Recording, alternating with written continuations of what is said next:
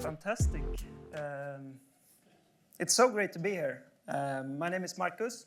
I work as a solution architect and the chapter lead within the consumer segment of Telenor Sweden, which is one of the largest telcos that we have in Sweden. Today I'm excited to talk to you about a topic that we have found critical in the evolution of modern software development, namely the gap between our business, architecture, and the code. You can see this talk as a meditation on how we can maximize value through IT with the architecture and the code. With increasing demand for rapid change and adaptiveness to customer, market, and stakeholder demands, calls for a larger intersection between our software and our business. We'll explore the concept of the gap, why it happens, why it's crucial to address, and finally, how we worked at Telenor Sweden to minimize it.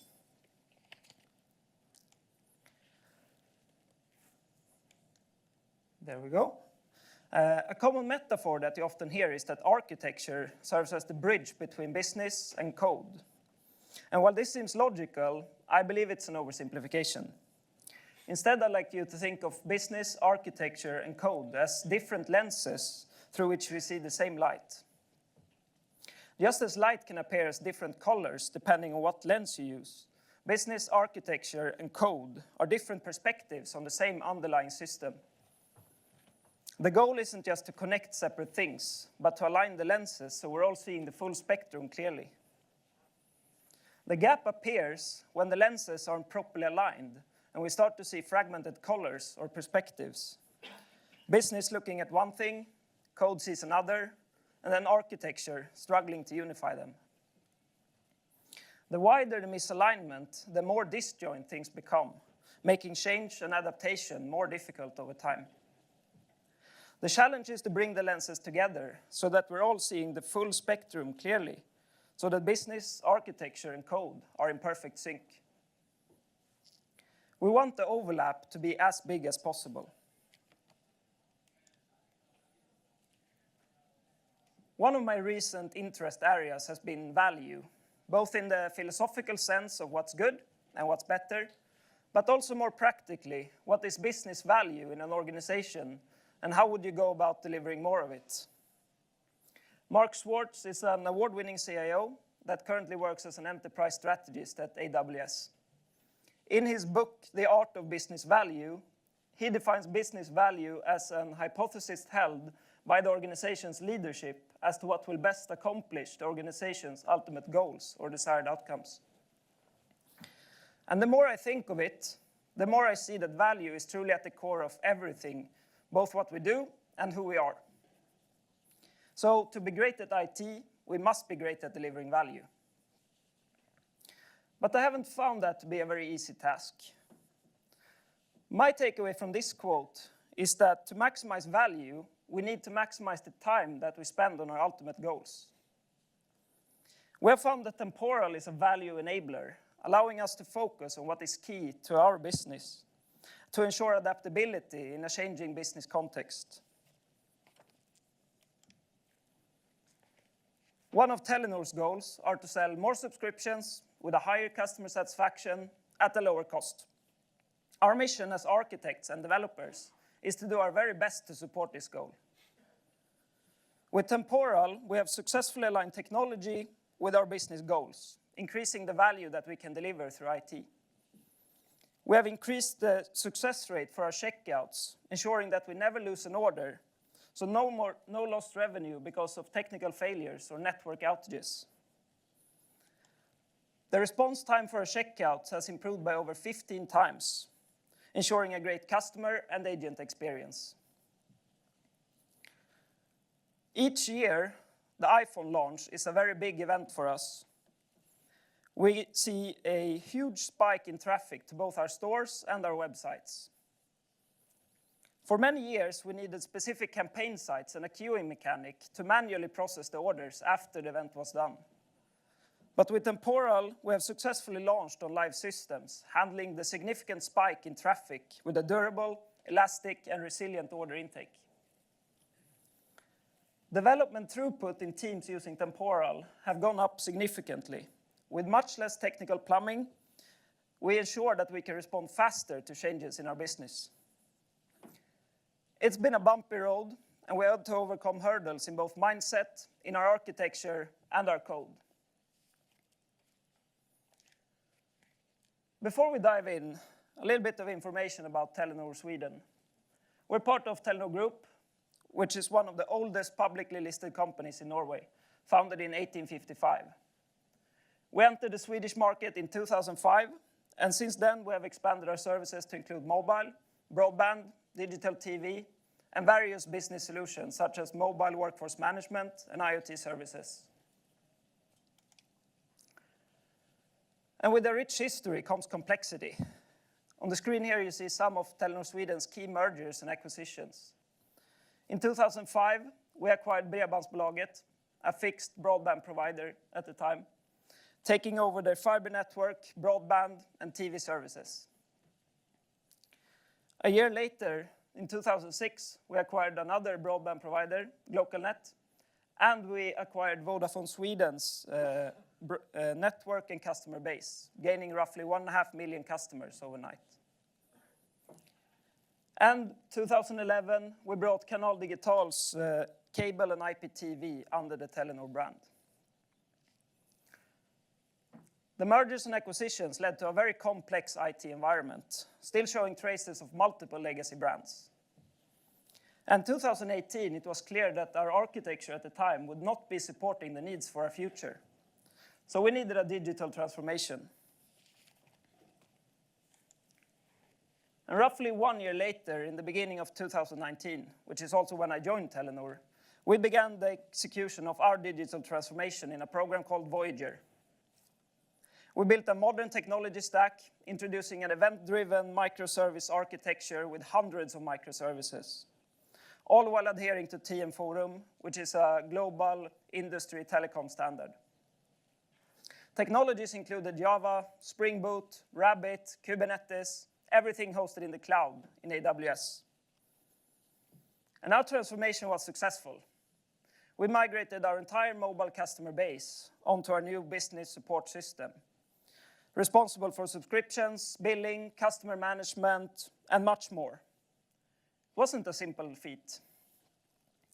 Unfortunately, our transformation didn't stop the market from changing. So although our transformation was done, our business was not. During the years of transformation, new features had been halted, so we effectively built a big backlog of ideas and initiatives ready to be executed. So our business was changing rapidly, placing new demands that our architecture was not designed to handle.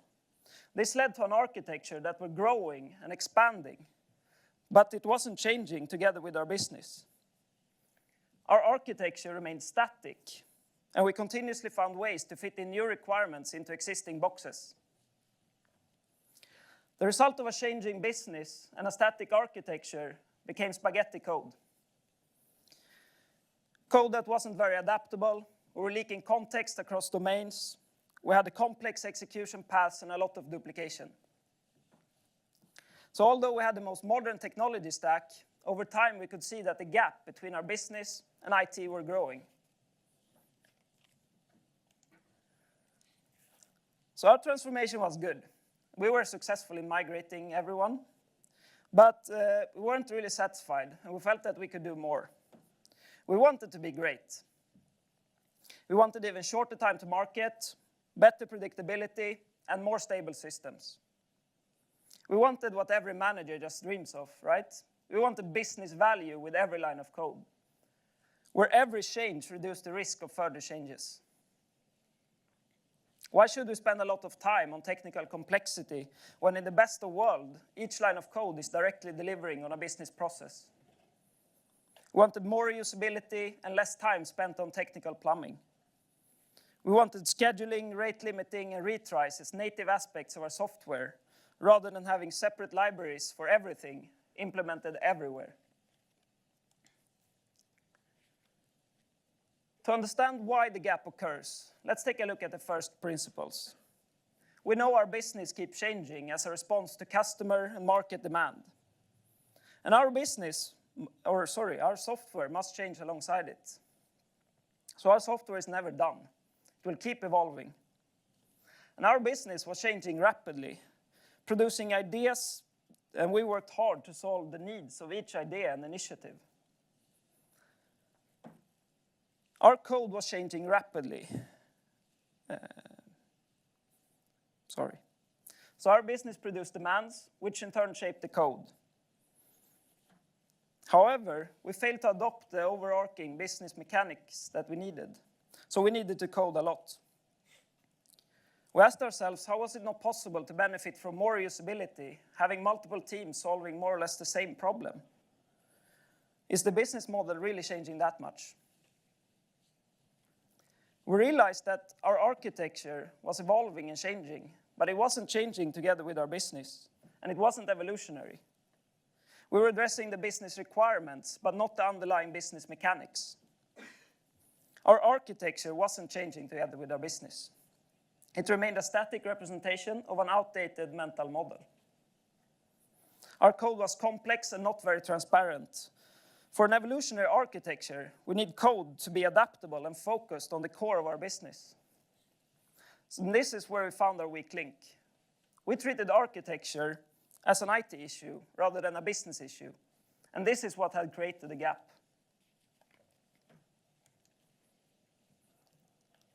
We support multiple complex business processes in Telenor Sweden.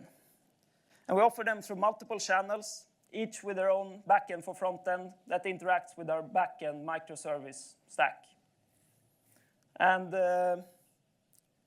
we have lots of different business rules between the channels as well, adding even more complexity. A tangible example, and one of the most critical ones that we support, is our checkout, supporting all our sales and many of our customer lifecycle journeys. This is an example of evolving, but not evolutionary architecture.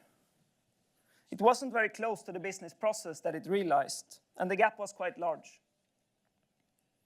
With strict adherence to TM Forum, it had fallen between the cracks in our architecture with no clear place for it, so it was growing organically. Each change had a high impact, our time to market was trending slower, and logic was duplicated and distributed amongst multiple teams and domains. Each change in our business had to be carefully planned and coordinated before we could execute on it. We suffered from lost transactions because our checkout process was sequential and stateless in each of our channels. So while this type of architecture might work for some, over time we could see that it became more and more difficult to keep up with demand. Barry O'Reilly is an architect and has a PhD in complexity science. In his book, Residues, which is a fantastic book that I highly recommend reading, by the way, he argues that agility is often a function of circumstance, and we're only as adaptable as our resources allow us.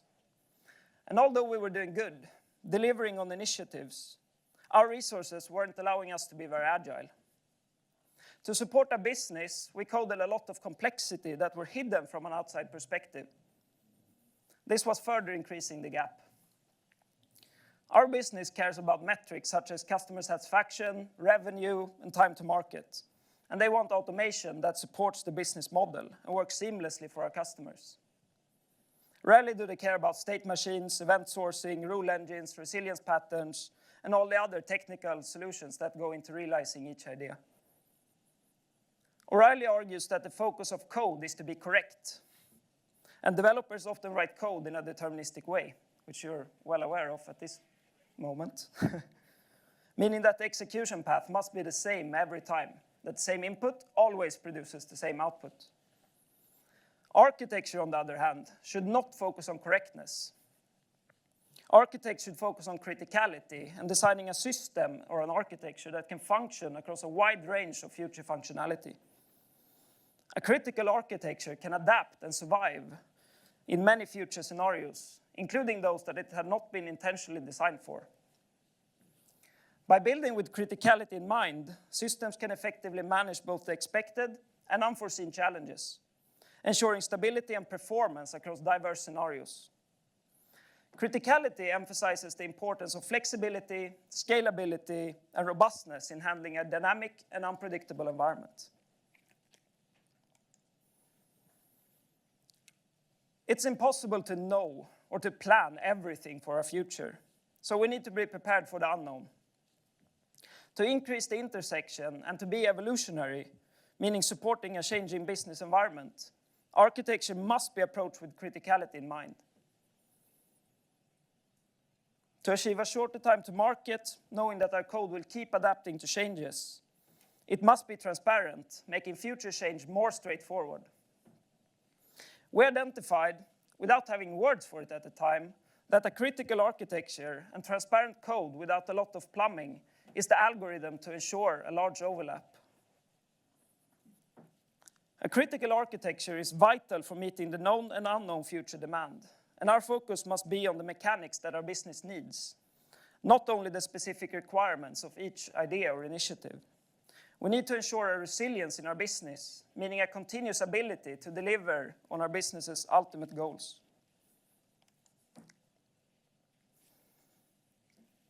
As developers, we like to solve problems, and we often do it through code. We're biased towards building things. It's our craft, and it's often our passion. But unfortunately, there are not enough resources to do everything. The result often becomes duplication, poor quality, broken journeys that over time can become a liability in many organizations. Managers, on the other hand, are slightly more biased towards buying things. It's easier to get an overview of the implementation time and save on operational expenditure. So why spend a lot of money on developers when it's possible to just buy a system? And sometimes buying is the right choice. There are, of course, multiple companies that have specialized products for specific needs. As architects, we see that it's not a binary choice. If we buy everything, we lose our ability to, we lose our identity, and we can't support our customer and business needs. Building everything becomes expensive. We waste time, we risk incidents, and we build things that are not at the core of our business. The architecture's job is to make sure that our software continues to run as the business environment changes. And we need to be building the things that gives us our identity, our glue, piecing together the experience, our business rules, and what makes us stand out in the market. And we need to buy the things that are not critical to our identity.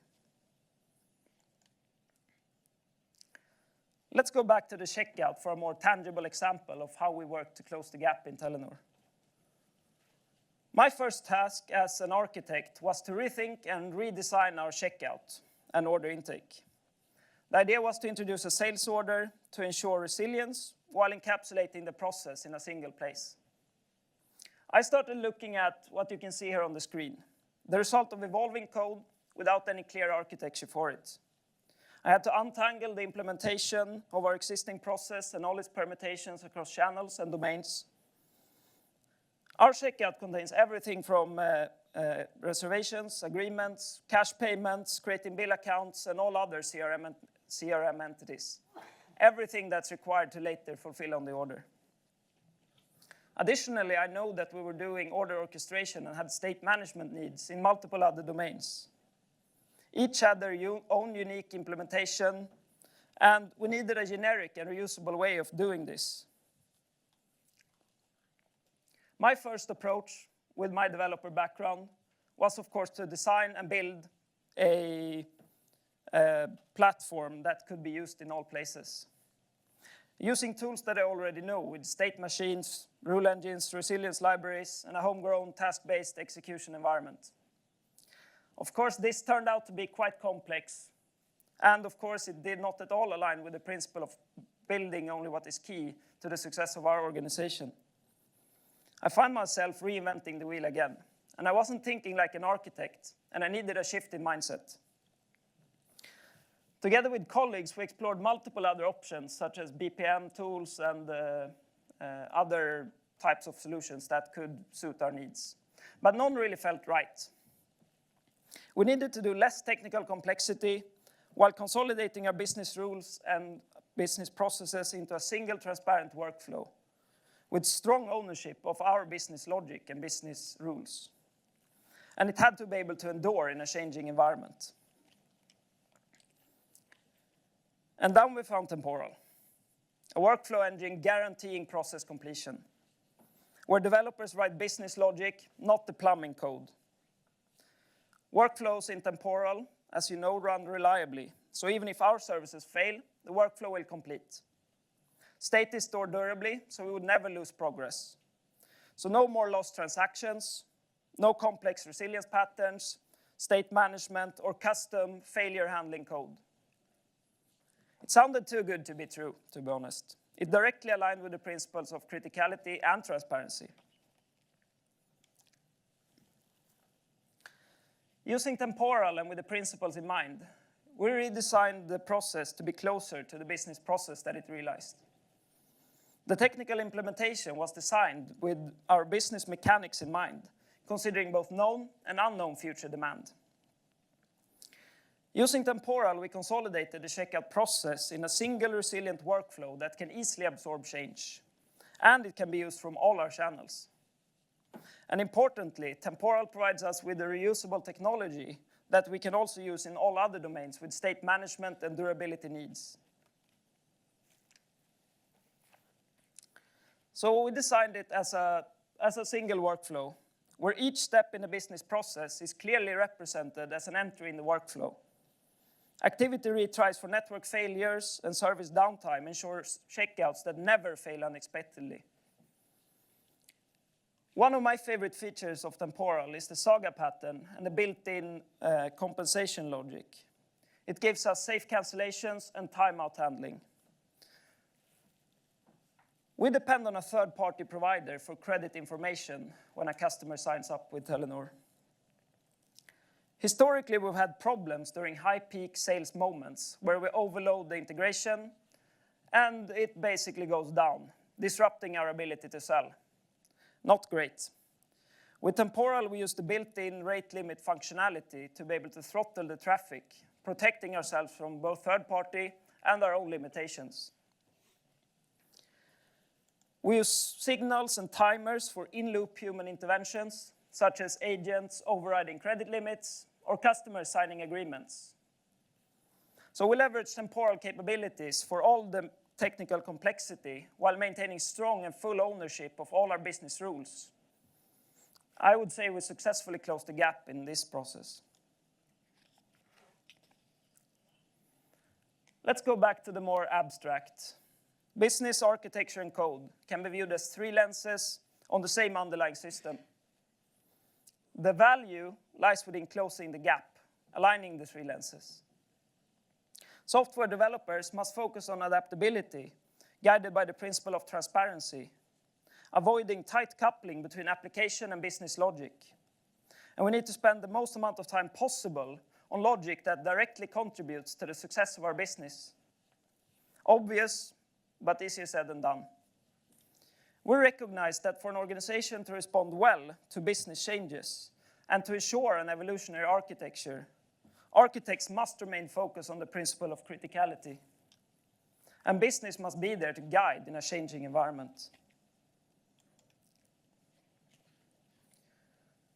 We talked about buying versus building, and Temporal provides us with a perfect middle ground. It allows us to utilize an adopt and subscribe strategy, which is perfect in a cloud-native environment.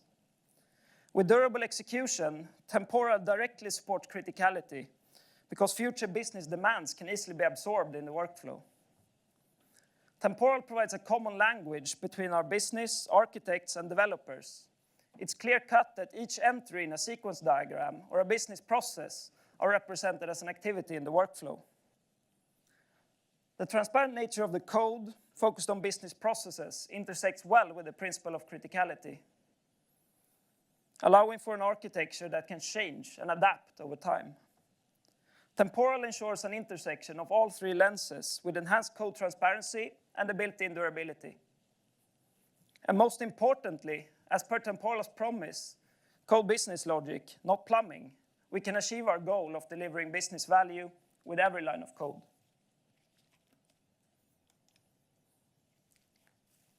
As I mentioned in the beginning, I believe that value is at the core of everything. I hope that this talk has given you some new knowledge, but as Anton Chekhov, the Russian author, says, knowledge is of no value unless you put it into practice. And I hope that you can take this knowledge and everything else you've learned during replay to deliver more value in your context. My name is Marcus, and I would love to hear your thoughts on this. So if you want to get in contact, the QR code will take you to my LinkedIn. So thank you very much for listening.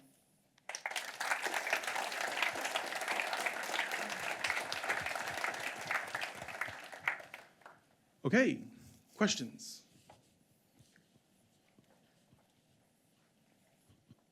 Yeah, thank you. Unlike a lot of presentations this week, it sounds like you brought Temporal into the core of your business. Did you go straight there? I mean, we saw that the problem was that we were solving a lot of technical things that really our business did not understand. And this caused a lot of friction in all conversations, and we were talking effectively different languages. So as architects, we instead looked at the business process and what the business was trying to achieve, and then actually designing a solution that sits much closer to that, if that answers your question. Was it a gradual transition, or did you just start rolling things out very quickly, switch away from the old architecture to Temporal? So first, we basically sold the idea that we needed to transform this area. So we had to create a business case and so on and sell them on the idea of the value that it would bring. And then Temporal turned out to be the perfect solution for it. Yeah.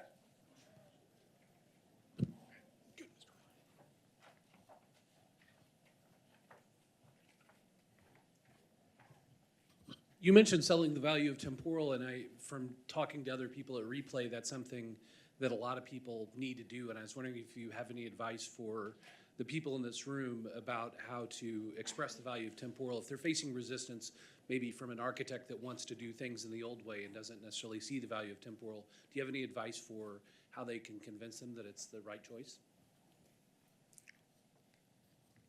Good question. So for me, the value really lies in the evolutionary aspect of being able to reduce the amount of time spent on all the technical complexity. So the value really lies in the, time to market and the development throughput and ability to deliver on initiatives over time. So I would focus on those metrics.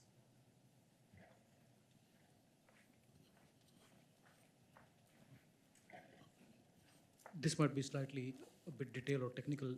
You mentioned in your diagrams that there was BFFs, there were apps, web app, and all those things.